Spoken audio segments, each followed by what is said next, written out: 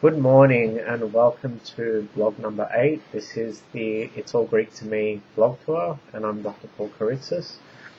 Today's an important lesson because we'll be juxtaposing fate and free will and deciding which of the two it will be.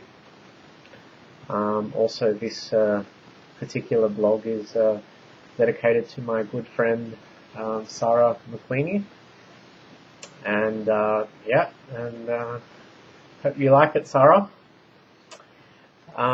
Just the other day, I took a walk along the beautiful golf course opposite my house here in Melbourne to clear my mind from hours of riding, and found myself wondering why the opposing concepts of fate and free will have coexisted alongside one another despite the fact that they're underpinned by opposing philosophies. Have you ever climbed to the top of a mountain, growled, flexed your muscles, and felt like you could lift a semi-trailer off the ground or run with a ton of bricks on your back without tiring? It's times like these that we become possessed by spring morning cheerfulness, that sense of wonder that more often than not convinces us that we are able to actively change the course of our lives, as well as the lives of our family and friends. It's like an unexpected adrenaline rush or a psychedelic drug that activates serotonin receptor blockade to induce euphoria before smashing us upon the deflated and weary reef of withdrawal. Suddenly, we're not at the top of the mountain anymore, far from it. Now we've fallen into the freshwater torrent below, an unrelenting current of contingencies whose course cannot be diverted. During this time we feel helpless and victimized.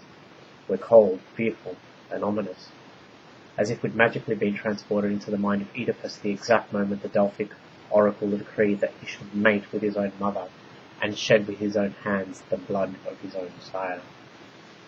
The further we're swept along, the more futile the struggle becomes. We've suddenly become victims of circumstance, of meter or fate, no longer kings or queens of our own destiny. More often than not, we find ourselves at the foot of the mountain, struggling against the current, but once in a while, we're beating our chests at the top of the mountain.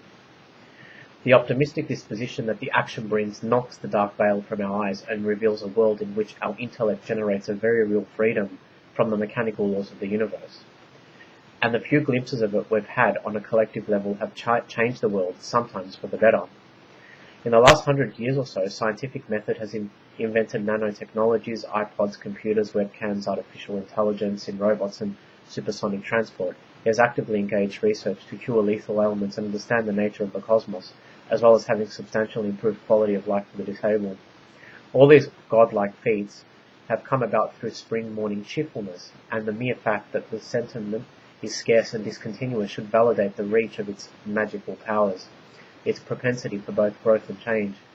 To illustrate a valid and relevant point about the perception of godlike feats, which I wish to revisit a moment in Dan Brown's novel, The Lost Symbol, in which Harvard symbologist and superhero Robert Langdon mentions godlike feats enacted by the founding fathers of the United States.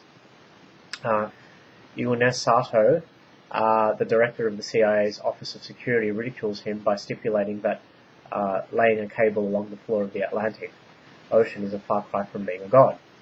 Of course, Sato was merely thinking within the insular limits of 21st century rationalism and could be forgiven for treason for disregarding the hermeneutics of culture. As we evolve, our definition of godlike feats and gods changes to harmonize with the evolutionary step forward. Consciousness, collective or otherwise, is not constant or motionless. It is fluid and volatile, like the mercury in a thermometer. Consciousness can evolve, or alternatively it can devolve at any time. It is not confined to a one-way street. Getting back to the issue at hand, the orthodox and dogmatic scientific method of 21st century rationalism precludes the acquisition of knowledge through foresight. In other words, it decrees that the future is undetermined. But is science right in making this assumption? Well, probably not. For time immemorial, mystics and mediums have insisted that there is a way of knowing that is far superior to any reality underpinned by knowledge gained from the 5 physical senses. They have a way of extracting knowledge from the information universe that is as easy as simple as switching a light on. It involves a shift of consciousness facilitated by self-hypnosis, in which the conscious self inverts itself or is projected into the non-conscious self. Requisite to the process is a localization of energies to the solar plexus region of the body, and the accumulation of psychic force is what enables the now inwardly turned ego to inject itself into another dimension, a nonsensical, atemporal world of abnormal double vision. I call it double vision because it is a realm in which what was, what is coming to be, and what will come to be exist as a single unity. There are no angles, oppositions, or conjunctions. This is an entirely curved world where every feeling, emotion, impression, thought, and image merges into and is expressed through something else. I believe Peter Uspensky, the devoted follower of Greco-Armenian mystic George Gurdjieff, described it best when he said, "The new world with which one comes into contact has no sides, that it is impossible to describe first one side and then the other. All of it is visible at every point." And what do the mystics and mediums call this one, this fundamental unity? Well, it has been ascribed many different names throughout all periods of human history. Some choose to call it the astral light, or film, upon which everything that has ever transpired is imprinted. Helena Petrona Blavatsky's school of theosophy and Rudolf Steiner's school of anthroposophy both call it the akashic ether. Democritus, the laughing philosopher from Abdera, clearly spoke of it in the context of evora, a type of etheric radiation. It is at the alchemical Mercury, Cypriot Magus Spiros Sophis's noetic plane, and the second plane of Thomas Charles Lethbridge's dimensional spiral. Even the great German philosopher Immanuel Kant acknowledged the dimension of reality which he called the noumena. These were interference patterns that could be grasped through intuition alone, and which were henceforth reduced to mere phenomena when transliterated by the subjective scope of the senses.